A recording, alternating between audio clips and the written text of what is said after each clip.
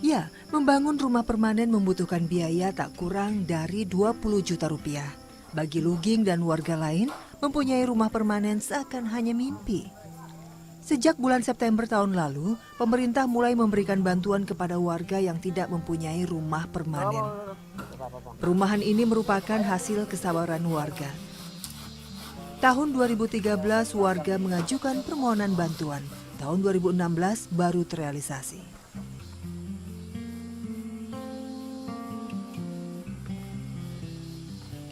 3 tahun sudah warga menanti. Sekarang mimpi mereka mempunyai rumah sudah di depan mata.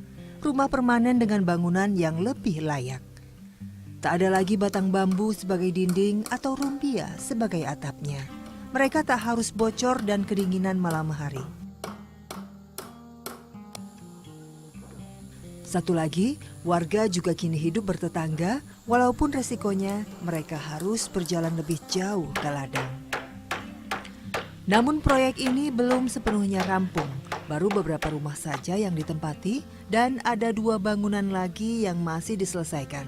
Lagi-lagi, jauh dan susahnya akses menuju Juhu menjadi alasannya.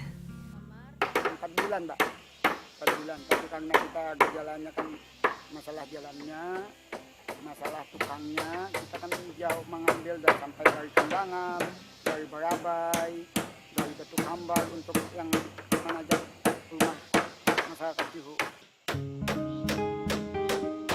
Rumah-rumah ini sebenarnya dibuat dari material sederhana. Bahan dasar kayu bisa didapatkan di hutan sekitar desa.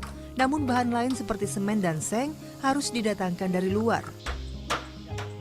Biayanya pun berbeda dengan di kota.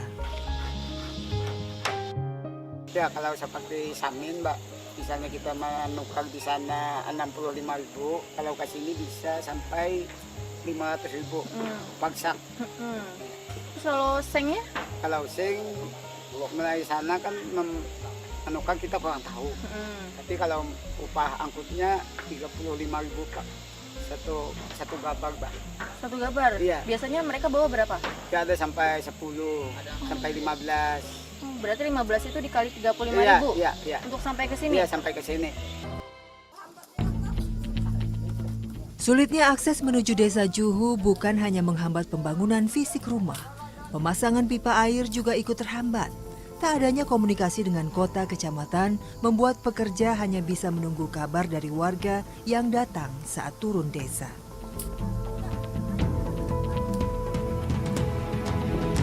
Begitupun jika harus membeli bahan. Namun keterlambatan ini tidak membuat warga berpangku tangan.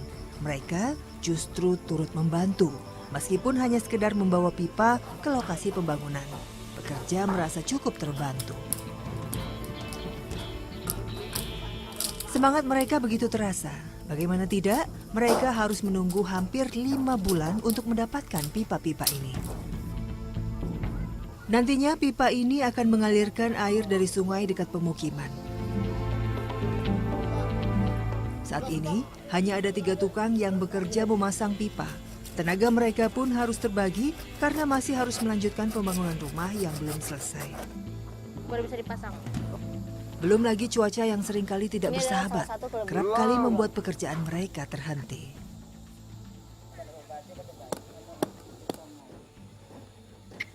Sudah. Ya, ini adalah kelebihan dari perumahan baru ini. Warga akan mendapatkan sumber air bersih langsung ke rumah masing-masing. Jadi mereka tidak harus jalan jauh ke sungai untuk mandi, cuci, kakus. Tapi ini katanya paling lama proses pengerjaannya. Kenapa tuh, Pak? Gara-garanya kan karena kita kondisi membawa logistiknya terlalu lama. Proses jalan antara di Saatiran menuju arah Juhu itu terlalu jauh. Karena nggak ada yang namanya transportasi, yang namanya ojek, cuma memakai ojek bahu. Hidup terisolir di pegunungan Meratus memang menghambat segala pembangunan. Namun, justru di tempat ini, tolong-menolong dan gotong royong dijalani warga sehari-hari. Area ini tadinya merupakan hutan yang ditumbuhi banyak pepohonan. Tak heran masih banyak belukar di lahan seluas 1.000 meter persegi ini.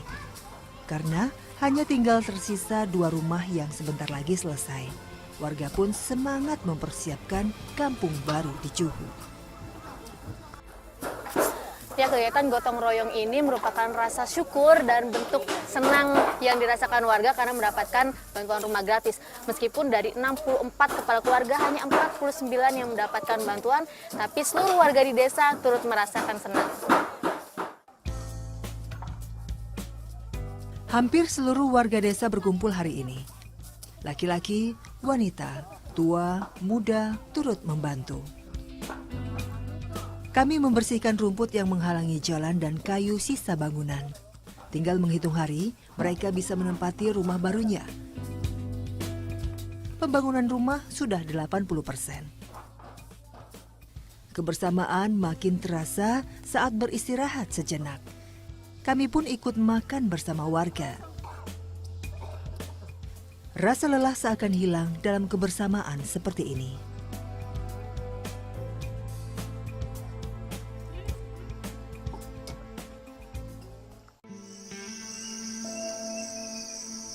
Di saat mereka tidak bisa menjual beras hasil bertani, mau tidak mau mereka harus mencari uang dari usaha yang lain. Salah satunya dengan bertani kayu manis. Hari ini, saya bersama Pak Pinsi akan memanen kayu manis.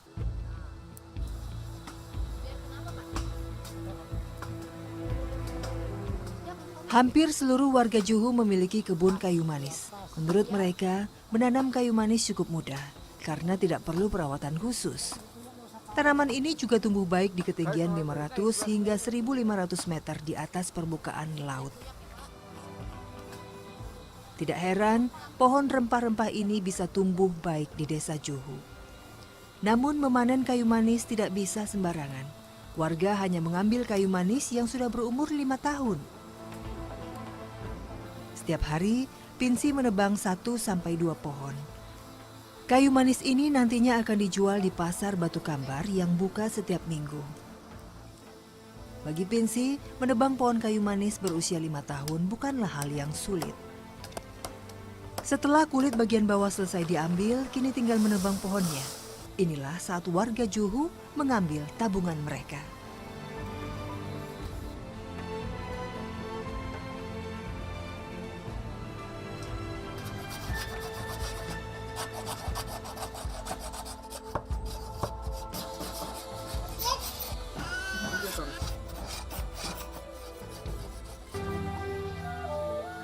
Kayu manis yang baru dipanen masih harus melewati beberapa proses sebelum dijual. Di rumah, Pinsi dan keluarga masih harus mengerok kulit kayu manis hingga halus. Pekerjaan inilah yang mereka lakukan hampir setiap hari. Dapat 7 deh, Pak. Satu pohon Satu pohon dapat 7 kilo. 1 kilonya berapa harganya? 18 ke 16. Itu kan harganya. Berarti satu pohon itu nggak sampai 200.000, Pak? Nggak sampai. Menurut mereka, dari satu pohon kayu manis mereka bisa mendapatkan 100 hingga 200 ribu rupiah. Dengan syarat, kayu manis sudah dalam keadaan bersih dan kering. Di sini, para wanita yang berperan menjaga kayu manis ini. Butuh waktu seharian untuk menjemur kayu manis jika cuaca cerah. Namun, pada musim hujan seperti ini, waktu 2 hari kadang tidak cukup. Akibatnya, penghasilan mereka pun terpaksa harus tertunda. Hidup di gunung terpencil memang butuh perjuangan. Namun, keinginan untuk sejahtera adalah hak setiap warga negara ini, tak terkecuali warga desa Juhu. Kearifan lokal mereka untuk selalu menjaga alam patut dihargai.